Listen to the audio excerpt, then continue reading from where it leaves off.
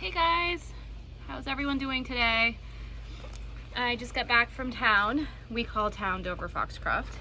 It's the closest place to get things. It's a beautiful day. It was raining this morning, so I thought the whole day was gonna be shot and I was gonna do inside stuff, which wouldn't be too bad because I'm sure you all know, I'm sure you also get behind on housework and stuff when it's nice out. I'm out in the garden most days. So what I'm doing today is I went and got some cherry tomatoes at Bob's Farm and Garden in Dover Foxcroft. That's where we get some of our stuff. So I got some, they're called super sweet. I'll show you. Super sweet. This is what I'm doing. Can you see it? I don't know if it's gonna focus. So they're super sweet 100s and they're red cherry tomatoes. So I've got this big pot and it's full of a mixture of garden soil, peat moss, and some vegetable compost that we bought from a company. I like to mix my soil with a bunch of different things. Sometimes wood chips, sometimes, like I said, peat moss. I sometimes use different things for starter soil, but today I mixed it with garden soil because it's just going to be like a patio cherry tomato. So I also made this cute little, see, I make them out of clothespins. You can get these clothespins at the Dollar Tree for $1 for a package. So I just make my little markers and then I can put them right on the side of the bucket. And it tells me what it is, and I actually use them twice if I need to use them for something else in the same season. I just turn it around and use it for something else.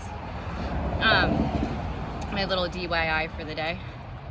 So what I'm doing is going to be putting one of these. Now I do 1 cherry tomato plant per pot or bucket, whatever you're using. I recommend doing at least like a 5-gallon bucket per 1 plant. You need to give them adequate room for their roots. If you don't, they won't be happy and they won't produce enough fruit for you. So what I'm gonna do, or what I do, is I squish the container a little bit. Sorry about the traffic. I'm out in the front yard today. It's just where we happen to unload the tomato plants. I'm trying to look for a really big, beautiful one. They're all really beautiful. So what I do is I'm squishing this to loosen it. So then I can just pop it out like that. Oh, okay. I'm gonna set the rest aside. I got a 6-pack. Oh, there. So what I'm doing now is I'm literally, like, I break it up a little bit, but I wanna make sure it's still semi-intact. This is how I do it, and it works wonderfully. I don't wanna break the roots completely, but I want them to think they want to grow more. So I want to break it up a little bit so they don't feel confined still in their new pot. And what I'm doing is I made my little hole in my pot. I'm trying to make it so you guys can see. Camera angle isn't the best. I'm going to be working on getting some better things to work with. All right. So I'm going to put it right in and cover it up. Some people bury them further than others. I go to the first 2 little leaves that you'll see on the plant and I bury it up to there. Ooh.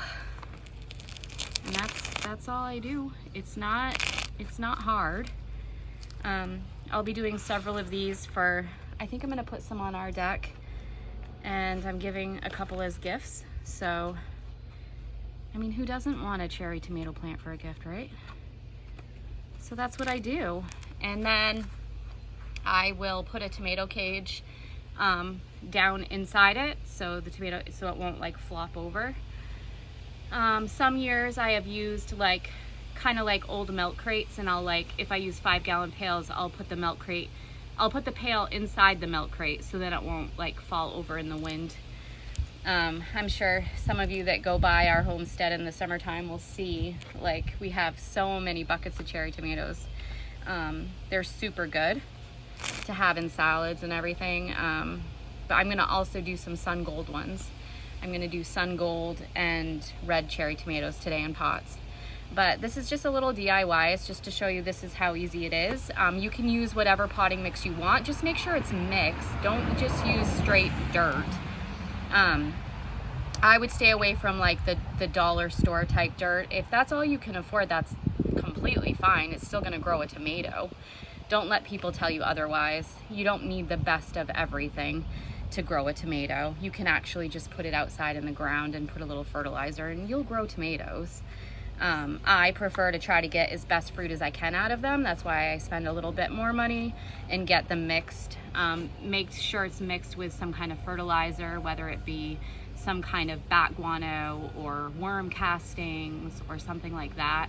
And make sure it has something like wood chips or something, peat moss, to be able to break up the soil a little bit so it's not so hard. So that's all I have for you guys today. I hope this is informative and helps people that are just starting out and don't know like how to start. You can just start with a couple of tomato plants on your patio, even if you don't have that much space. And I hope everyone has a wonderful day. It really is gorgeous out. We're gonna be doing a lot of gardening today. And that's all. So it was great to see everyone. Make sure to subscribe to our channel and like our posts. We're definitely trying to get more subscribers. So if you would do that, that would be great. All right, guys, see you later. Have a great day.